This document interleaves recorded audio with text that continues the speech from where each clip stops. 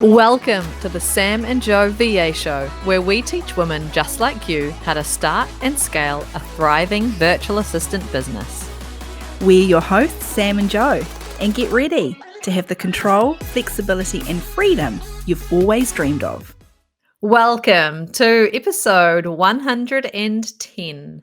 Stop adding services. Please stop adding them. Look, I feel like I'm a bit of an expert in this, and the reason Are you?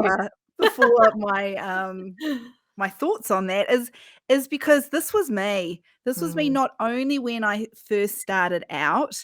I felt that need to anything that I'd ever done, any experience that I ever had, I had that on my list of services I was offering. But not only that, is the first 2 years of being in business, I still felt as though I had to add more and more to that already far too long, overly complicated, overwhelming list of services that I was already offering.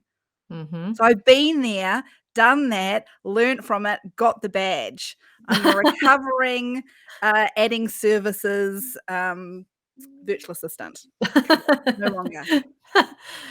It's natural, isn't it? That we feel like, oh, we want to attract as many clients as possible. And we get into that kind of desperation for clients. So we like, oh, this might be something that someone wants. And I've done this before. So I'm going to add this and I'm going to add this. And you feel like you want to put all of the things out in a All of big them. list to attract everyone and anyone. And we know that that is natural. That's how we think. It's very common, very, very common. It is natural, but just we're here to tell you that offering everything to everybody, it isn't doing you any favors whatsoever, and we're gonna tell you why.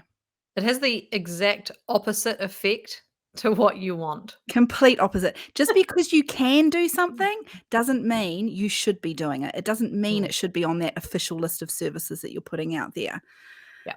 It dilutes your messaging, doesn't it? Number one.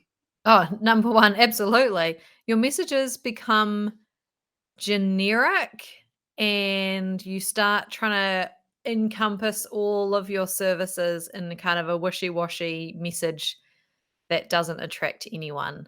So you might find yourself saying like, oh, we can do anything that you need as a business owner.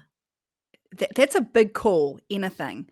And actually, if you Google virtual assistant, to see actually how much comes up in terms of services that you could be providing. Like Mm. it's I don't think it stops. I think it's only going to grow as the industry grows as well in terms of the types of services you see virtual assistants providing. Mm. Now, diluting your messaging like that means that you don't stand out from the crowd. You're just one. You're one of the sea of a million faces out there. Mhm. Yeah. And there's kind of a few analogies that we've mentioned previously on previous episodes, and I want to repeat one of them. It's like when you go into in New Zealand, we have Mitre 10, so like a hardware store, Mm. and you want to paint a fence. You go to the paintbrush section and you see a big wall of paintbrushes, and many of them say general purpose paintbrushes. And then your eye gets caught on one that says fence painting brush. Mm. Are you going to choose the sea of general purpose ones, or are you going to choose the one that's specific to your exact need right now? Now you're going to choose the fence painting one. And by offering all the services, you're just going to be a general purpose brush. And Yeah. no one wants a general purpose brush because that's not going to solve the problem that they have. And you know what else? When it comes to choosing that brush or that virtual assistant, if I'm picking that expert brush, that brush that I know is being designed for what I need it to do, Mhm. I'm prepared to pay more for that brush too. Oh, absolutely. Yes. It is specifically an expert brush for that task. Yeah. So if we think about this for virtual assistants, by standing out as the one who knows all of the things about the service, that one particular service that you provide, you then become an expert. You can charge premium prices, and someone's going to choose you because they know that will do a really good job. Mm. Because Yeah. if you have all the services, you can't possibly do a really awesome job at all of the things that you have listed out. So you become someone who's kind of a mediocre virtual assistant that will kind of do an average job on Mhm. anything that you get asked to do. Mm. And people want a really great job, an efficient job, a fast job on something that they do, that they want. Yeah. Yeah, they do, you're right. The other analogy that, Joe and I were talking about before coming on air was around the fact when you keep on adding to your list of services, thinking that you're gonna be helping more people and your current clients even more than you already do, you're actually overwhelming people. Mm, It's just too many options. They don't know where to look. It's especially a certain type of, if we're talking about new leads coming in, they don't wanna read through reams and reams of bullet points of things that you could potentially be doing for them. They wanna mm, skim. They wanna know immediately what it is that you can help them with. Now, the other analogy that we're talking about, it's like if you go into a restaurant, and some restaurants I've been into, and I'm sure you're the same, Joe, instead of a one-page slick menu, a few options, they all sound delicious. You know whatever you pick is gonna be amazing from that menu. There's mhm. other restaurants that go in the opposite direction, and it's literally a book. The menu's a book, and you could be flicking through this book, and there are dozens and dozens and dozens of different meal options that you could be choosing. It's too much. The choice is too much. I look at it, and I know my tummy looks at it and just goes, am I even hungry at this point? Like, it's turning me off. It's too many options. I don't know what I want.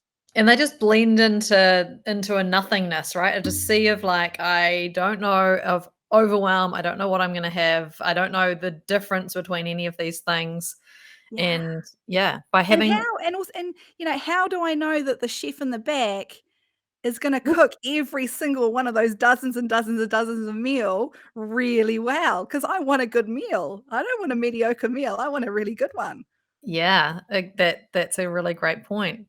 So if we think about this for you as a virtual assistant, we know that you're going to justify all the reasons why you're going to add and add and add and put more and more services in your list. Uh, but please hear us that you want to be the very fancy, beautiful restaurant that has just a few options that they do so well, and you know that that meal is going to come out to perfection, and it's going to be really easy for someone to choose between the vegetarian, the chicken, and the beef. That's all they get to choose. So which one? And it's so easy to choose, isn't it? Because you immediately know, like, I'm always going to go with the beef, or I'm always going to go with the vegetarian. So Mm. give them limited options, become an expert, show that you are the best option for them for their specific needs right now. Because we've heard all the justifications, haven't we? Oh, there's loads. I've used half of them myself personally. There's loads, you know, but it's gonna get me more clients. Yeah. No. I'm going to add a service because there might be someone who needs that thing, and I've done it before in my previous work, or I've done this for my friend once and I did a great job of it. So I'm going to put it on there because someone might need that. Someone might need me to do that, and I want to attract them. I want to make sure that they know that I can do that. Yeah. I want to add to my toolbox of skills so I can help even further my current clients. Because surely the more I know about everything, Mm. that's only gonna benefit my clients, my current clients. And then I'm gonna have more hours to do, make more money. Yeah, Mm. those are common justifications that we Yeah. hear. So if you're listening to this episode thinking, "Oh, no, but," and you do this, you "No, but, oh, I need to have it on there. I should have it on there.